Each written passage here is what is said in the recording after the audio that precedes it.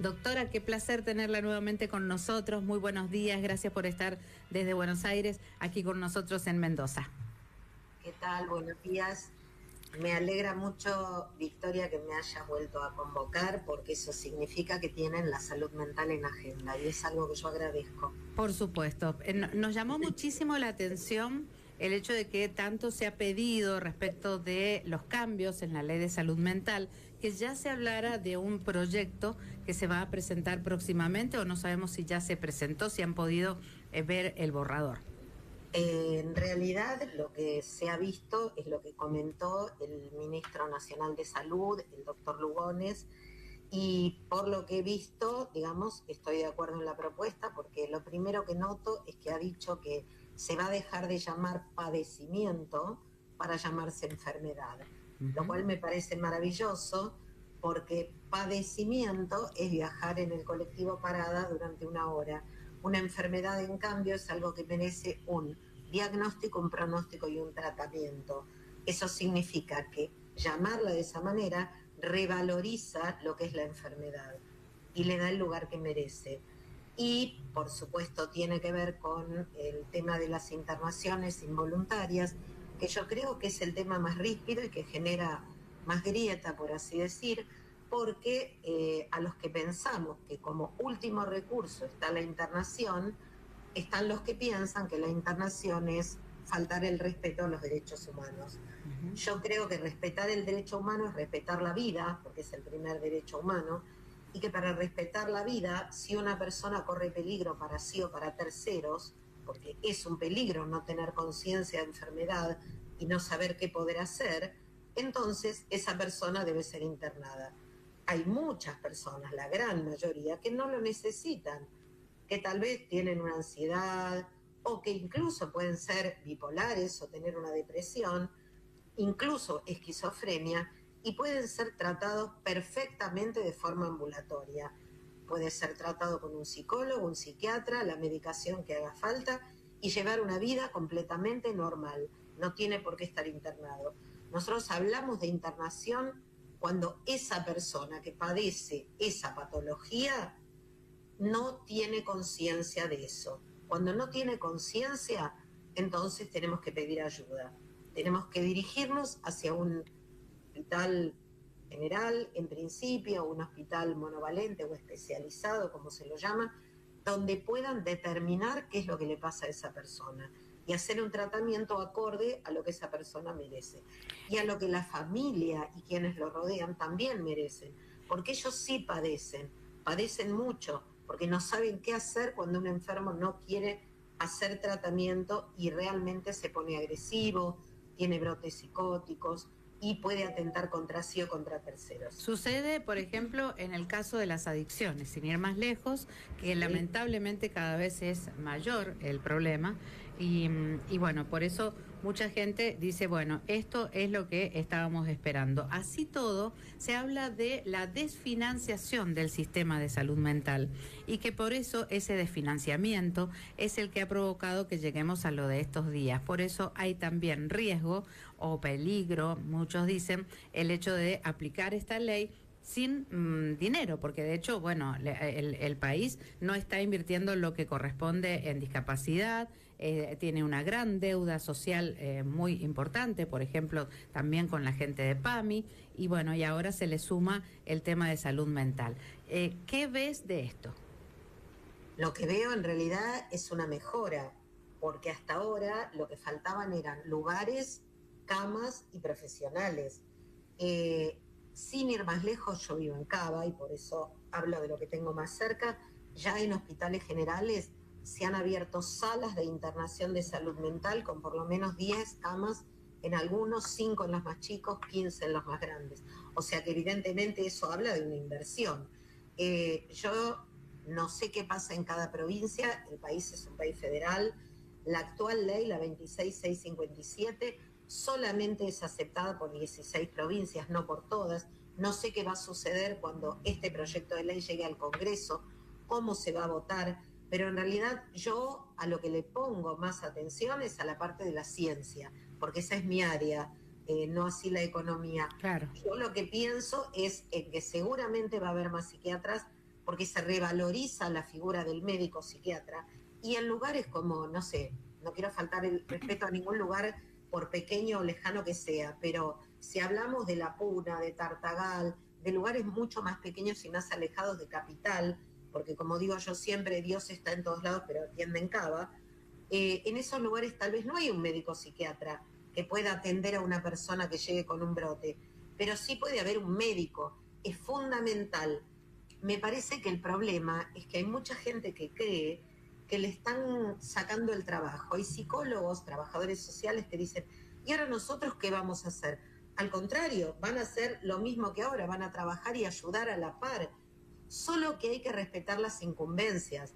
Es tan importante un plomero como un gasista, pero si pierde la canilla, llamo al plomero. Si tengo pérdida de gas, llamo al gasista. Si llega una persona con un brote psicótico, lo primero que necesito es saber cómo está su laboratorio, su sangre, su orina. ¿Por qué? Porque puede pasar que ese brote psicótico no sea debido a una ingesta de algún tipo de droga o que padezca esquizofrenia. No, puede ser que tenga un problema endocrinológico. Eso solo lo puede dilucidar un médico, que acomodando la hormona que necesita, el paciente se va a su casa y listo, y no tiene más nada. Entonces, eso solo lo puede determinar un médico y por eso se valoriza la figura del médico y sobre todo del psiquiatra. Pero en lugares donde no hay psiquiatras, por lo menos un médico. Eso no significa que no haga falta un equipo interdisciplinario.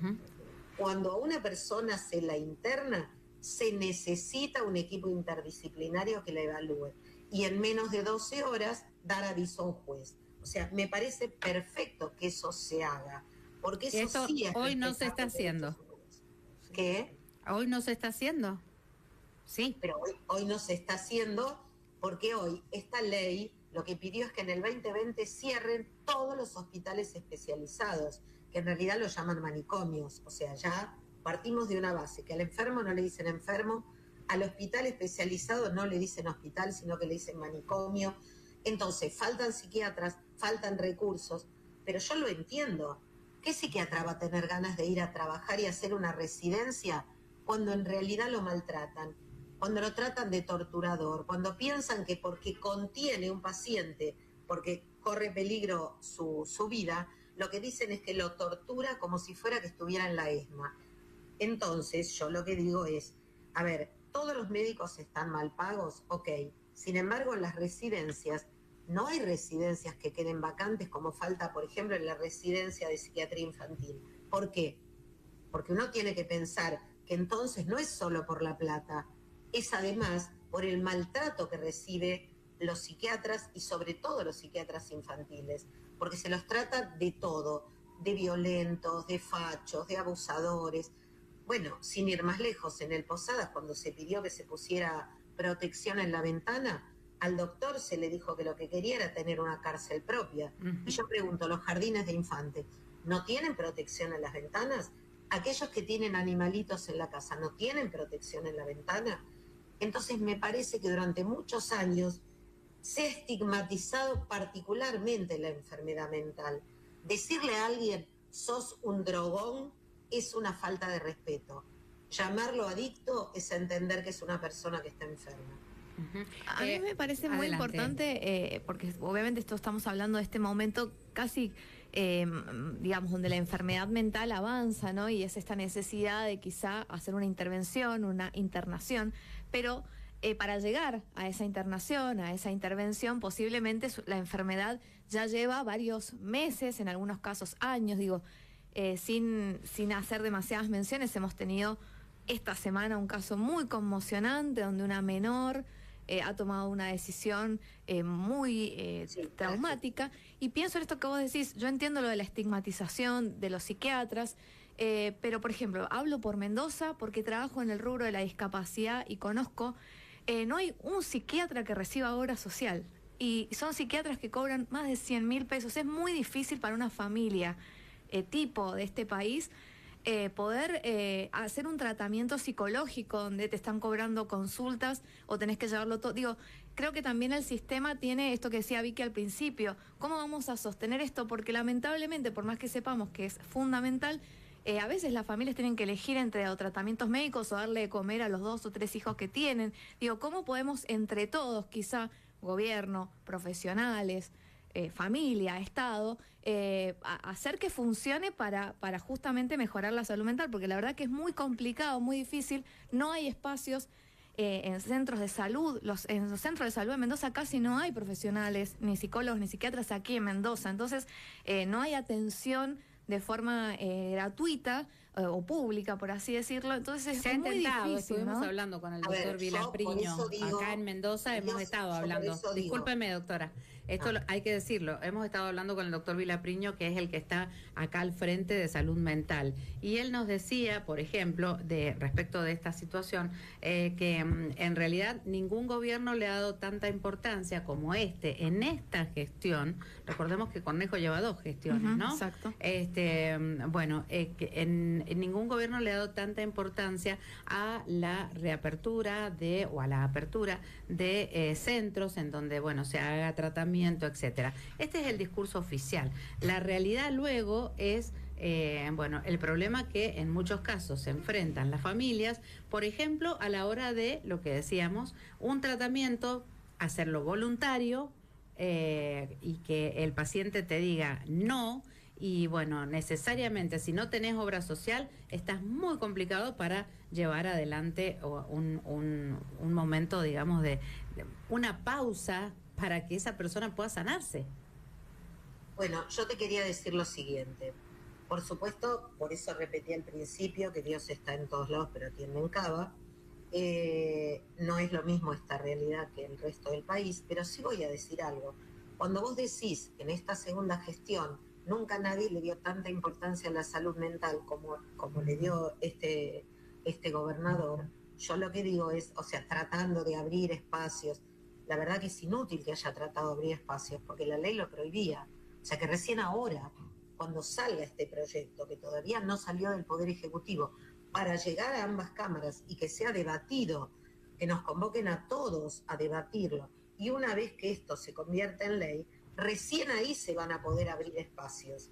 Igual te cuento una cosa, yo cada fin de semana, yo los jueves trabajo en el Museo Larreta, cada fin de semana me llaman 3, 4, 5 personas que no tienen ni prepaga, ni obra social, ni nada, y yo logro internarlas en lugares gratuitos. O sea, acá hay comunidades evangélicas, hay comunidades para adictos, hay ONG, está Cedronar. Yo trabajo con muchísima gente, psiquiatras, psicólogos, que atienden en forma pública, porque acá en cada barrio hay un CESAC y en cada barrio hay psiquiatras, psicólogos que atienden en forma pública, totalmente ad honorem, y que además, si el paciente no puede comprar la medicación, se la dan de forma gratuita. También entiendo que esto es Cava, lo vuelvo a decir, yo no estoy replicando esto al resto del país. Lo que sí digo es adherir a esta nueva, que por ahora es un proyecto, ¿no? Pero adherir a esta nueva... Ha trascendido algunos de los temas, ¿no? Pero no lo hemos visto. No, bueno, cuando llegue a diputado seguramente va a ser de público conocimiento, pero tiene que ver precisamente con esto, con apertura de lugares. Doctora, para ir, porque para que no se nos vaya el tiempo exclusivamente en esto, pero los detalles, por ejemplo, ¿qué cambia en esto del riesgo cierto inminente? Esto es para una internación involuntaria. ¿Qué cambiaría según lo que ha trascendido a través de los dichos del ministro? Sí, primero que dejamos de llamar riesgo cierto, porque es un oxímoron. Si algo es un riesgo, es algo en duda, y si es cierto, es una certeza. O sea que nada puede ser un riesgo cierto. Que además deje de ser inminente, porque en el momento que apoyó el arma o el cuchillo dejó de ser inminente. Exacto. O sea, vamos a pensar en un riesgo que tenga que ver con todo lo contextual, porque se lo va a ver al paciente en contexto. Porque si nosotros decimos, no, ya estuvo una vez preso, una vez estuvo internado, yo ya le hice 2 perimetrales, entonces ¿hace falta que tenga un arma en la mano en el momento en que llamamos al 911? No hace falta. se lo lleva, se lo evalúa, se toma en cuenta toda la historia personal y todo lo que la gente que lo rodea cuenta, como para tener la determinación de internarlo. Luego lo ve un equipo interdisciplinario, que es el que finalmente va a decidir, y por supuesto se le va a dar aviso a un juez. Esto cambia enormemente la decisión, porque hoy la gente llega desesperada a contarnos y dice, llamé al 911 y vino y me dijo, pero yo no puedo hacer nada si él no quiere venir. Y no, tiene razón, claro. No puede hacer nada. Ese es el problema, estamos todos inermes con la ley actual. Claro. Los pacientes, los familiares y los profesionales. En el caso, por ejemplo, de la internación involuntaria, ahora puede ser impedida, pero en el proyecto no. No, en realidad ahora no está impedida. En la ley actual... Al revés, claro. Al revés. Claro, no se impide la internación involuntaria, se la dificulta, porque tiene que atravesar por una judicialización. Exactamente. Si no está judicializado, no puede ser internado. No, de ninguna manera. Esto no va a hacer falta, esto es lo que quiero decir. Cuando a alguien lo operan de apéndice, no le consultan a un abogado. No. Cuando a alguien lo tienen que operar del corazón, no tiene que intervenir un juez. O sea, ¿por qué la enfermedad mental es distinta? El cerebro ¿tiene otro valor que el corazón o los pulmones? Bien.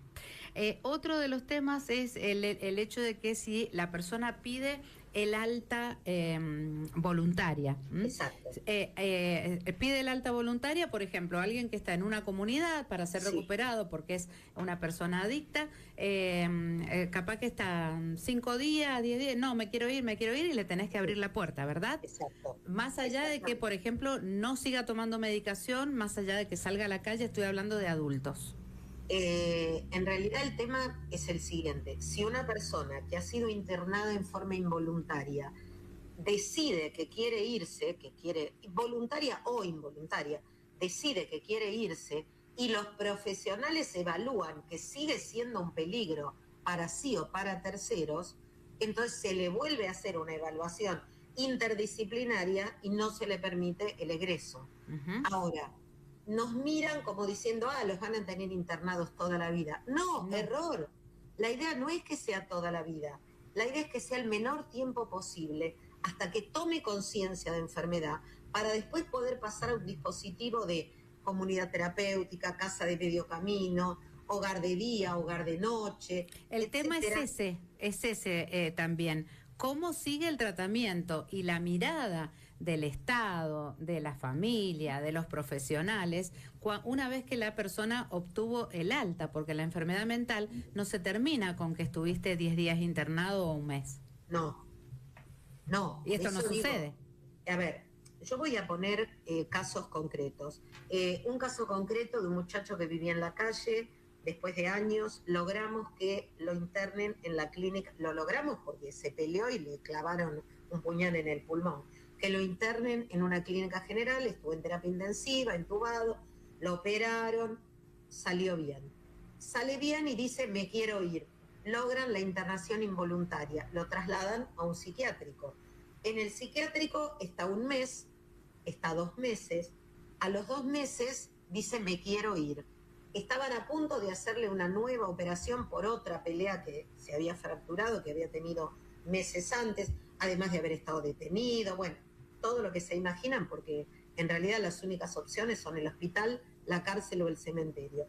Una vez que se logra todo eso, en el hospital psiquiátrico o especializado de la provincia de Catamarca, viernes por la noche, no estando la directora del hospital, y él diciendo, yo tengo mi derecho, yo me quiero ir, ¿por qué?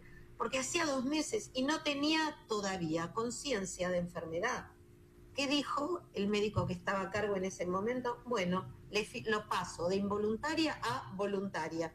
Sábado a la mañana se levantó y se fue.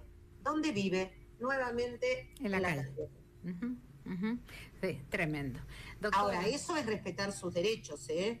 Ojo, porque esta ley respeta los derechos humanos. Los derechos humanos de ese muchacho es que le hayan abierto el pulmón, que le hayan roto la mandíbula, que haya estado preso 2 veces y que esté perdiendo la vida día a día consumiendo veneno en la calle. Pero es su decisión, como si él pudiera elegir. Bueno, esto es esta ley de salud mental. pensemos que lo que viene para algo mejor. Bueno, la respuesta que te dan cuando vos vas y hablas respecto de la adicción de un hijo en la justicia es cada uno se suicida como... ¿Cuántos años tiene? Tantos. Bueno, si es mayor, cada uno se suicida como quiere. Te voy a decir algo. Pedile el nombre y apellido a la persona que lo dijo, porque lo vamos a denunciar públicamente. No, sí, pero bueno, esto pasó hace un tiempo. No, pero es así. Lo digo muy seriamente. Pero sí, es muy triste. Es muy triste, pero no es lo que tiene que pasar. No, por supuesto. Y eso es más allá de la ley actual o de la que viene. Para eso está ESMI, Educación en Salud Mental Integral, para capacitar a toda la gente, niños, adultos, maestros, educadores en general, fuerzas de seguridad, que la salud mental es tan importante como hacer RCP. Necesitan saber lo que es un enfermo, no señalar pensando, bueno, que no se drogue. Bueno, entonces al que come mucho y sufre de obesidad le decimos, cerra la boca, no comas postres. Qué fácil que es criticar a otro, qué fácil que es no reconocer una enfermedad. En cambio, si tuviera diabetes, seguro que te decían, ay, pobre, ¿en qué lo puedo ayudar? Seguro que si sufriera de alguna otra patología física, si tuviera cáncer, correrían a ayudarte. En cambio, así, culpan al enfermo y culpan a la familia. Y algo habrán hecho para que termine así. Totalmente. Por algo será. Esas dos frases que resuenan terriblemente en la cabeza de los argentinos. Totalmente. Silvia, un placer como siempre. Muchísimas gracias por haber estado con nosotros. Un abrazo. No, al contrario, como digo siempre, gracias a todos los periodistas y comunicadores que tienen la salud mental en agenda. Por supuesto que sí. Un abrazo enorme. Enorme. Hasta luego. Chau.